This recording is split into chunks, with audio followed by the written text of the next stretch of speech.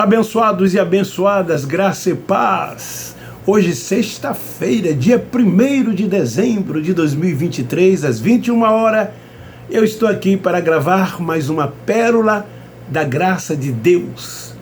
O ano está indo de forma como deveria ir. Às vezes nós pensamos que está indo muito rápido, mas é apenas impressão. Os dias se vão como sempre se foram e como sempre se irão. Nós é que às vezes dizemos, como passou rápido.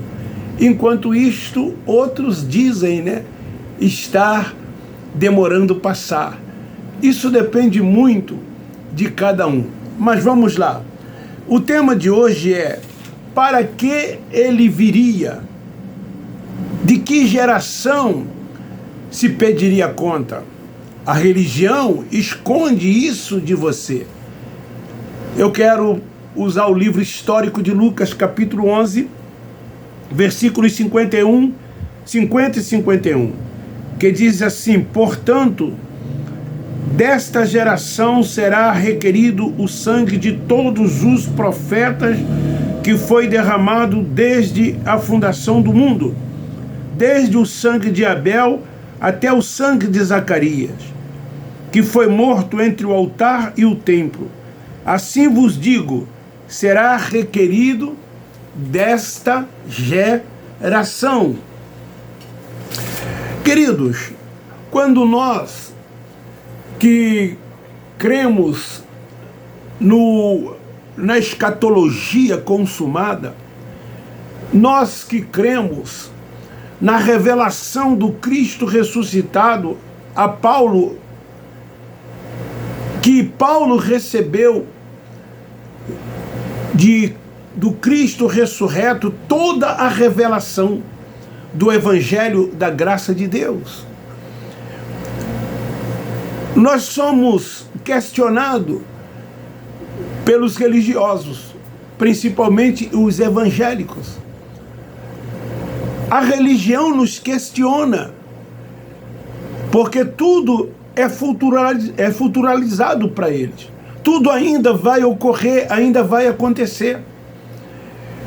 Haja vista que até na questão de abençoar, eles dizem: Deus te abençoe, você será abençoado, Deus te guardará, Deus te protegerá, Deus será contigo. Tudo deles é indo para o futuro.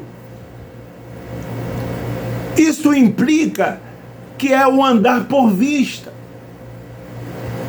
Você vai ver, ainda vai acontecer com você. Mas nós, da graça de Deus, andamos e vivemos por fé. Nós tomamos posse de tudo quanto já foi feito, de todas as promessas que nos foram dadas. Então, para nós, Ele já nos abençoou, já nos guardou, já nos protegeu, incluindo que Ele já veio, Ele já voltou. E aí nós contrariamos os religiosos que aguardam ainda a vinda de Jesus. Eu vivi, como você que estará me ouvindo, também todas essas coisas eu ouvi lá dentro do sistema religioso. E eu vou mais além, eu preguei muito sobre esta vinda futura de Jesus. Eu pregava muito acerca do arrebatamento, como eu me emocionava, as pessoas se emocionavam, e depois diziam: pastor, que mensagem! Precisamos nos santificar para que não percamos a nossa salvação. Precisamos vigiar. Os últimos dias, eles estão acontecendo, e aí, por diante, tudo para fundamentar esta futura vinda de Jesus.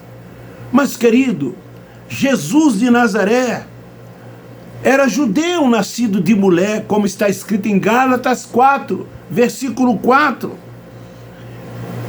Jesus foi a manifestação de Deus, a segunda manifestação de Deus. A primeira foi por ocasião em que Deus falava ao povo por meio do profeta. Deus se manifestava por meio dos profetas. E então, agora, ele se manifesta em carne. E Jesus era a manifestação de Deus. E ele veio com um propósito, ele veio com uma finalidade, ele veio para cumprir a lei. Como Paulo escreve aos Romanos no capítulo 7. Paulo ensina que a lei de Moisés se tornou necessária depois que Jesus de Nazaré cumpriu toda a lei. Então Paulo diz, se tornou desnecessária, não há mais necessidade da lei. Por quê? Porque ele veio e cumpriu toda a lei. Lei esta que eram para os judeus cumprir, e eles não cumpriram. As 613 leis do Torá, as 365 positivas que se devia fazer e as 248 negativas que não se deveria fazer. Eles não conseguiram cumprir. Foi necessário que o próprio Deus se manifestasse em carne para que pudesse cumprir a lei que o seu povo não conseguira cumprir. Uma vez a lei cumprida, agora se torna desnecessária. Mas o que ocorria naquele período transitório, naquele aion? Muitos ainda viviam debaixo da lei. Mesmo Cristo Nazareno tendo cumprido e dito, está tudo consumado. Mas eles ainda viviam debaixo do jugo da lei, na servidão, oprimido pela lei, com fardos sobre os ombros. E Paulo então alerta-os dizendo, permanecei, pois, firme na liberdade com que ele te libertou. O fim da lei é Cristo. Não há mais agora condenação. O que tinha que ser feito, ele fez. Então ele, o Cristo Nazareno, veio buscar e salvar as ovelhas perdidas da casa de Israel, como está escrito no livro histórico de Mateus, capítulo 15, versículo 24. Ele voltaria depois em juízo para julgar, como ele voltou em juízo, vindo as nuvens, que significa vir em juízo, e ele voltou em juízo, como juiz, os israelitas, aos que pertenciam às 12 tribos de Israel, todos os que receberam as leis, dadas por intermédio de anjo, no Monte Sinai, e não as cumpriram como deveriam cumprir. Então foi necessário que ele voltasse em juízo sobre eles. E isso aconteceu, isso ocorreu. Foi a sua vinda, foi a sua volta. Então, querido, eu li aqui no livro histórico de Lucas, capítulo 11, versículos 50 e 51. Observa que ele diz, desta geração se peça conta. Daquela geração, daquele aion. Ele disse isso provavelmente nos anos 30 a 33, dos dias da sua carne. E tudo isso ocorreu no ano 70. Naquela geração dos 70 anos. Então, Paulo diz que quando se cumpriu a plenitude dos tempos, o que ocorreu? Ele voltou em juízo e julgou o seu povo. Ele voltou em juízo e julgou, cobrando daquela geração, tal como ele havia dito nos dias da sua carne. Mas a religião evangélica, ela usa de engano. A religião evangélica, ela esconde isso. Ela mente para os filhos de Deus que lá estão. Eles são filhos de Deus. Para os filhos de Deus que lá estão, que o véu ainda está posto sobre o seu rosto, que não tem a mente ativada, a mente ainda cauterizada, cegos, guiados por cegos. Eles não conseguem entender, e aí então se tornam presas fácil desse sistema religioso. E nós nos preocupamos sim com os nossos irmãos que lá estão aprisionados. Nós nos preocupamos sim, porque eles não conseguem reinar em vida como nós reinamos em vida. Porque não tem o entendimento. Os olhos ainda não foram abertos. E vivem debaixo de jugos com fardos pesados sobre os seus ombros. É assim que eles vivem. Não vivem a liberdade plena no Espírito como nós vivemos. Não vivem o reino de Deus, porque eles aguardam o reino de Deus ainda. O reino de Deus para eles ainda está por vir. Quando a mente é aberta, quando o Espírito Santo dá o entendimento, nós cremos, sentimos e desfrutamos desse reino de Deus que está dentro de cada um de nós. O seu reino é paz. Nós vivemos em completa paz e harmonia. O seu reino é alegria, poder e justiça. Nós crescemos cada vez mais que ouvimos uma pérola da graça de Deus, porque nós nos tornamos adultos, não somos mais alimentados com leite, como os filhos de Deus que lá estão, porque ainda são meninos, espiritualmente falando, ainda não cresceram, não se desenvolveram, não avançaram, e então se torna fácil a manipulação dos nossos irmãos, dos filhos de Deus que lá estão. Mas mesmo nós tentando fazer com que esta palavra seja alcançada por eles, eles não dão ouvidos. Pelo contrário, nos criticam, nos chamam de hereges, de falsos profetas, de uma porção de coisas. Não nos considera seus irmãos, mas nós o consideramos, nós o amamos, porque o amor de Deus está em nós. Nós não olhamos para eles da mesma forma que eles olham para nós. É como se nós fôssemos os irmãos mais velhos e eles fossem os irmãos mais novos, inexperientes, e nós já com experiência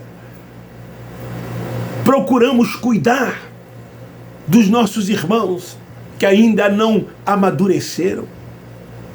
É por isso que eu peço sempre a vocês, divulgue e compartilhe esta pérola da graça de Deus, semeia esta palavra, porque esta palavra, ela liberta. Esta palavra, ela abre a mente, ela dá o entendimento. O próprio Nazareno, nos seus dias, João 8,32, conhecereis a verdade vos libertará. A verdade do Evangelho da graça de Deus, esse Evangelho revelado a Paulo pelo Cristo ressurreto, para que alcançasse os gentios remanescentes, tanto quanto outros crescem. Porque quando se entendia o Evangelho da graça de Deus, agora não há mais judeus, agora não há mais grego, agora não há mais outros povos. Então somente agora os filhos de Deus. Não há mais separação, não há mais discriminação. Todos somos um, e Ele Pai e Senhor de todos. O Senhor é o Espírito. Paulo fala de unidade, coisas que não existem dentro do sistema religioso. Na graça é uma só fé, um só batismo, um só Espírito. É uma unidade, todos nós somos irmãos, não estamos acima de quem quer que seja, não somos pastores de quem quer que seja, não somos pastores de ninguém. Estamos no mesmo patamar, todos somos filhos de Deus, somos espíritos revestidos de carne, e é assim que Deus nos vê, porque Ele é Pai dos espíritos e não Pai na carne. A melhor coisa que um filho de Deus, quando tem a mente aberta, ativada, é fugir das sinagogas, é abandonar esses lugares, como está escrito lá em Apocalipse: sai dele, povo meu. Então, eles usam de engano, como eu estava dizendo que Jesus vai voltar. Voltar para quê que ele vai voltar? Para quê que ele vai voltar? É como o tema diz, para que ele viria? De que geração se pediria conta? Então ele vai voltar para quê? Esta é a pergunta que nós fazemos. Se ele disse que voltaria para aquela geração, todos esses ditos por eles não deveriam estar aqui escritos.